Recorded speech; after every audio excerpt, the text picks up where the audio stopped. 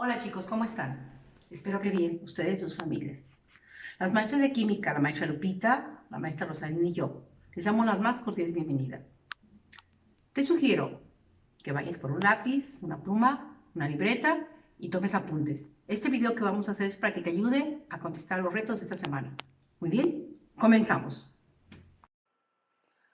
El aprendizaje esperado de hoy es: identificar ácidos y bases en materiales de uso cotidiano. El énfasis: reconocer la importancia de ácidos y bases en la vida cotidiana. En la vida real tenemos contacto con ácidos y bases, especialmente los alimentos. Observamos en la lámina una serie de alimentos que algunos son bases y otros son ácidos. Lo veremos más adelante sus características. En la lámina observamos una serie de alimentos que son ácidos: limón, naranja, ciruela, kiwi, granada, fresa, tamarindo. Estos alimentos tienen la característica de ser alimentos ácidos. En esta lámina vemos los alimentos básicos o alcalinos, que son la espinaca, el pepino, el brócoli, el aguacate, el apio, entre otros. También en nuestra casa tenemos sustancias ácidas y básicas, lo cual vamos a comprobar observando el siguiente video. En este programa identificaremos las propiedades macroscópicas que nos permiten clasificar a algunas sustancias como ácidos o bases.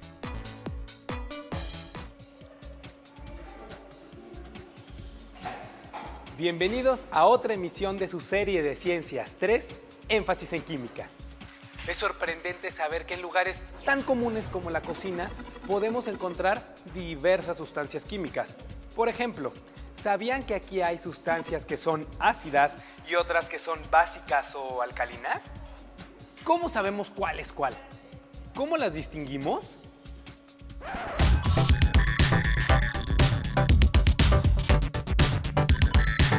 En nuestro entorno encontramos productos que contienen sustancias ácidas, entre ellas algunos alimentos. Por ejemplo, el jugo de frutas cítricas como el de limón o el de naranja tienen ácido cítrico. Algunos medicamentos contienen ácido acetil salicílico. El sabor agrio del yogur se debe al ácido láctico. Y en la vitamina C se debe al ácido ascórbico. Todos los ácidos tienen sabor agrio. Pero cuidado, no podemos probar todas las sustancias ácidas, ya que muchas son peligrosas.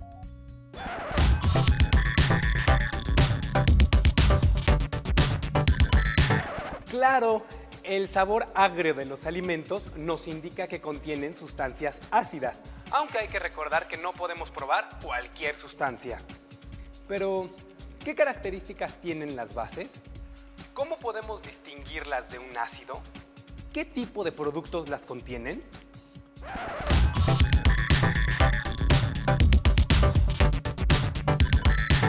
Algunos productos de limpieza general y los que son utilizados para quitar el cochambre tienen sustancias básicas o alcalinas.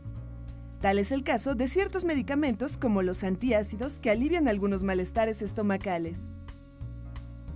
Los antiácidos tienen un sabor amargo, que es característico de las bases. Las sustancias básicas producen una sensación resbalosa al tacto, similar a la de los jabones. Sin embargo, también es muy peligroso comprobar estas características, ya que algunas bases son tóxicas y muy corrosivas. Por ejemplo, la sosa cáustica o hidróxido de sodio.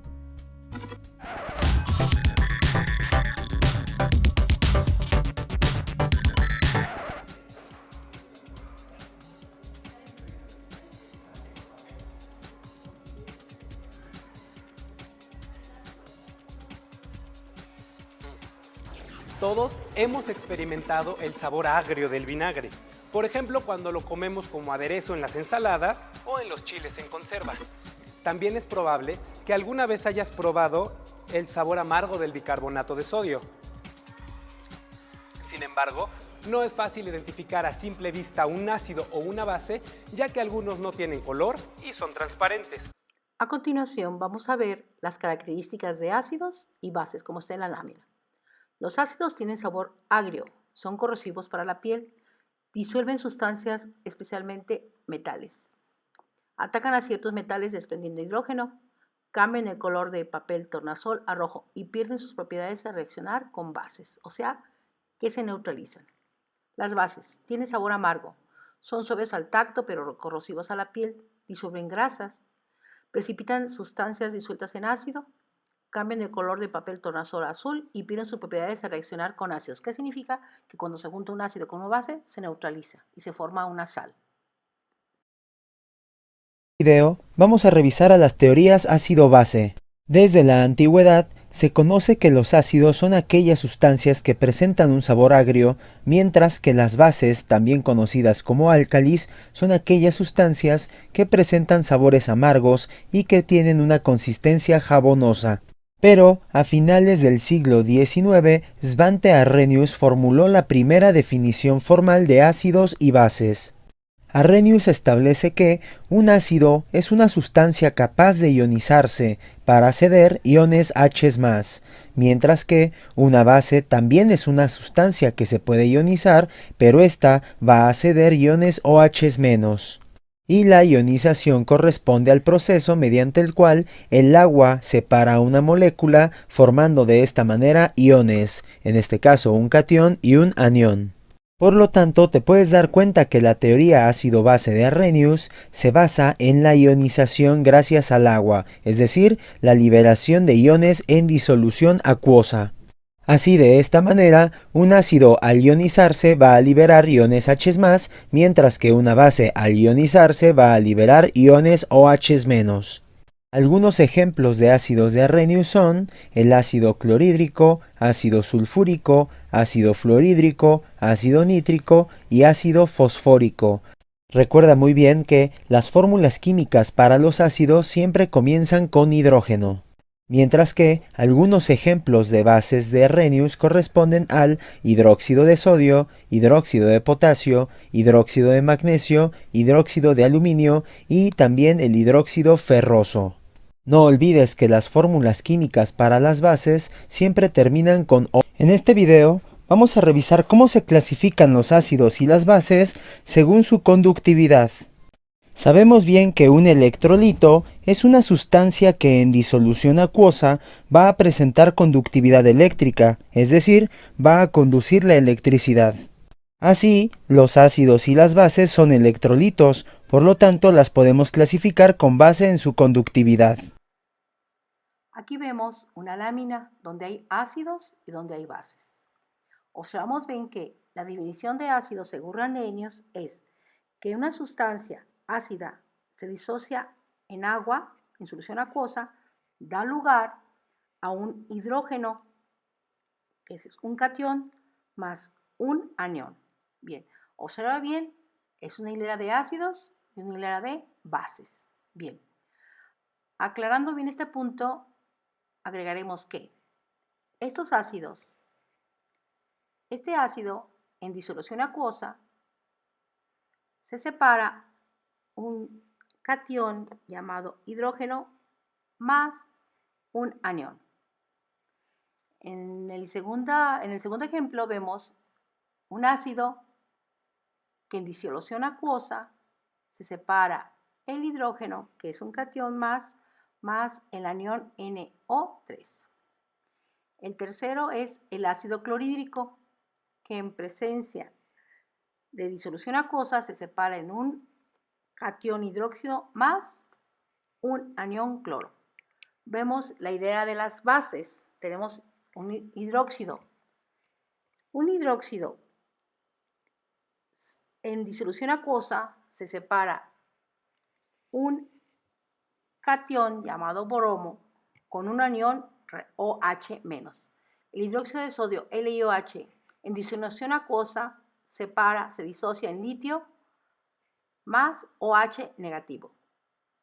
El hidróxido de sodio NaOH en disolución acuosa se separa el sodio, que es un catión, más el OH, que es un anión. Observarás que estas fórmulas químicas representan a los ácidos y a las bases. Muy bien, te esperamos en la clase que vamos a tener el próximo jueves para volver a ampliar más esos conceptos. Échale ganas, chicos, recuerda que es por tu bien y es para terminar tercero de secundaria. Muy bien, seguimos adelante.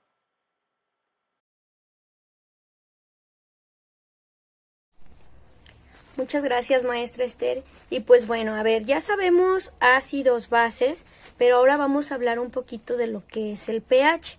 Bueno, ¿qué es el pH? Nosotros cuando hablamos, por ejemplo, de que tenemos frío o tenemos calor, pues nos estamos refiriendo a la medida de la temperatura, por ejemplo, en nuestro cuerpo. Entonces, esto, pues sabemos que tenemos un instrumento de medición, que es el termómetro y pues así. Entonces, cuando nos referimos a la acidez o a la basicidad o alcalinidad de una sustancia, ¿sí? ¿Cómo podremos medirla? Bueno, pues aquí vamos a tener una escala de pH. Esta escala nos sirve para establecer el nivel de acidez o alcalinidad en una disolución. La P quiere decir potencial, ¿sí? Y pues la H viene de la cantidad de iones de hidrógeno presentes en la sustancia. Más adelante vamos a explicar de dónde viene o de dónde surge todo esto, ¿sí? Para que pongan mucha atención. También es importante que vayan tomando sus notas para que pues puedan resolver el reto, ¿sale? Entonces pues comenzamos, chicos.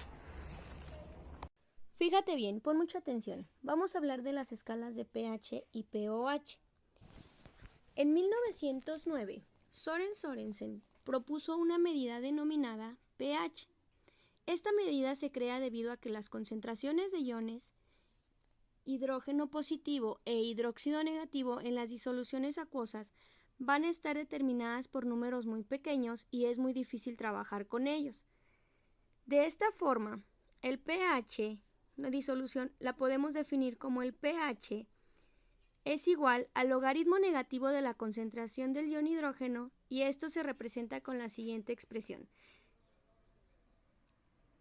Esta como tal no es una fórmula, es una definición del pH. Y así como tenemos la definición de pH, pues vamos a tener la de pOH, donde es el logaritmo negativo de la concentración del ion hidróxido. Y se representa con la siguiente expresión. Estas dos expresiones matemáticas nos ayudarán a convertir esos números muy pequeños en números más entendibles, con los que podamos trabajar. Cuando la concentración de iones de hidrógeno positivo es igual a la concentración de iones de hidróxido negativo, que son los que le dan la alcalinidad o basicidad a las sustancias, son iguales. Podemos decir que la disolución es una disolución neutra y el pH, al igual que el pOH, será igual a 7. De esta forma podemos plantear la siguiente ecuación. pH más pOH es igual a 14. Podemos decir, por ejemplo, si el jugo gástrico tiene un pH de 1, por lo tanto su pOH será igual a 13.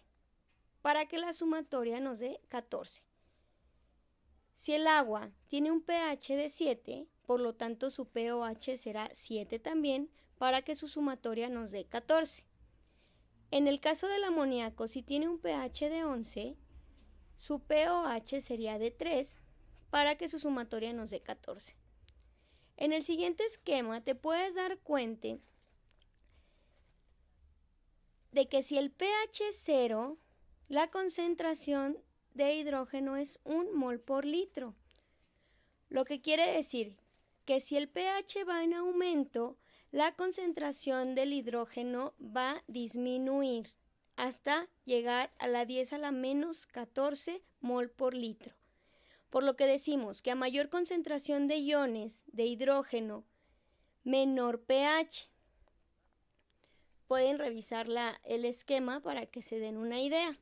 Y a menor concentración de iones de hidrógeno en una sustancia, su pH será mayor. Y así de esta forma podemos definir que el pH es una forma para expresar la concentración del ion hidrógeno. Las sustancias a partir de su pH las vamos a definir como ácidas cuando el pH es menor a 7. Básica o alcalina cuando su pH es mayor a 7 y neutras cuando su pH es igual a... Un pH neutro sería igual a 7. Bueno, entonces, pues, a ver, fíjense bien, vamos a ir recopilando toda la información. Ya sabemos que existen sustancias también ácidas y sustancias básicas. Sabemos que existe una escala de pH que nos va a ayudar a identificar si la sustancia es ácida, si la sustancia es básica. ¿Sale? También es importante que conozcan que nuestro cuerpo también tiene un pH, ¿sí? Tenemos pH en la orina, en la saliva, en la sangre, ¿sí? Y todo esto lo podemos medir también. Entonces, cuando hablamos de alimentos, los alimentos también tienen un pH, pero el pH se considera ya cuando están en el proceso de metabolismo, no el pH que contiene, que es de inicio del alimento, ¿sí? Entonces, pero pues tampoco podemos estar probando todas las sustancias para identificar si es agrio, si tiene un sabor amargo. Entonces, no podemos estar probando todo, solo los alimentos, ¿verdad? Pero para esto existen indicadores para poder identificar si una sustancia es ácida o si una sustancia es básica en la escala de pH, ¿sale? Esta parte de indicadores nos va a apoyar la maestra Rosalinda para explicárselas. Muchas gracias.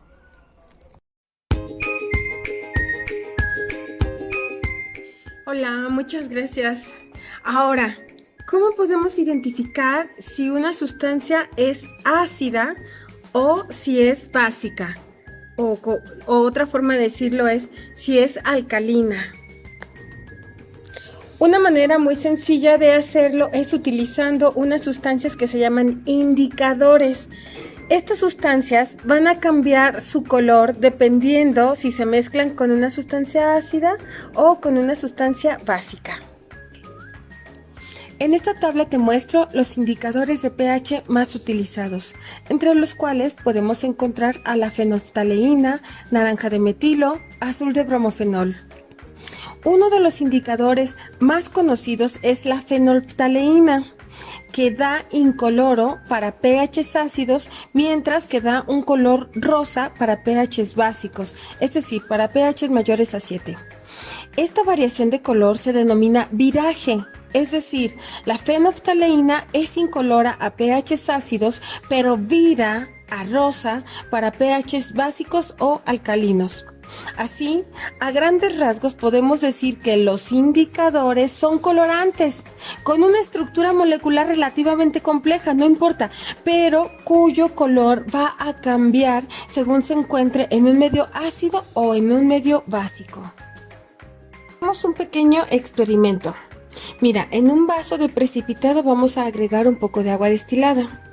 A continuación vamos a adicionar unas gotas de solución de fenolftaleína. Como podemos observar, el agua permanece incolora, no ha habido algún cambio de color.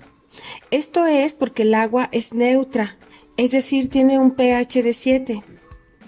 A continuación, añadiremos unas escamas de hidróxido de sodio, conocido también como sosa cáustica, es decir, elevaremos el pH de la solución.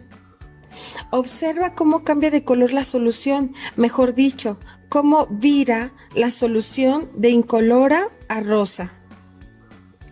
Si adiciono gotas de limón para bajar el pH, recuerda que el limón es un ácido, entonces la solución vuelve a virar a incolora. Ahora probaremos con el naranja de metilo, que si recuerdas, en medio ácido es naranja rojizo, mientras que en neutro y en medio básicos permanece amarillo. Aquí te muestro 3 vasos de precipitados, al cual le adicionaremos agua destilada, la cual es neutra, ¿verdad? Así añadimos un par de gotas de naranja de metilo a cada uno de ellos y disolvemos. Al primer vaso añadimos gotas de hidróxido de sodio o sosa cáustica para elevar el pH y vemos que el color no cambia. Al tercer vaso añadiremos gotas de ácido clorhídrico para acidificar el agua y observamos cómo va virando a color naranja rojizo. Por lo tanto, El naranja de metilo es un indicador que vira al rojo en zona ácida, mientras que en un pH mayor de 4.4, hasta pasando por neutro y por básico, permanece en amarillo. Los indicadores de pH tienen una aplicación muy importante porque nos ayudan a saber el pH de nuestros fluidos como de la saliva, de la orina, de la sangre, y pueden indicarnos si nuestro sistema está regular o si está fallando un poquito. También podemos saber el pH del jabón, el pH del champú, el pH de ciertas sustancias como el refresco, como la leche, que podemos saber si nos es beneficioso consumirlos o no. Bueno, no te pierdas la clase el próximo jueves, ya que explicaremos un poquito más acerca de todo esto y además haremos un experimento con un indicador natural que no solamente nos va a virar el color de incoloro a rosa o de amarillo a rojo, sino que tiene una gama de colores que puede ir desde amarillo, rojo, verde, morado. Bueno, utilizaremos col morada. Así que nos vemos el jueves a las 10:40.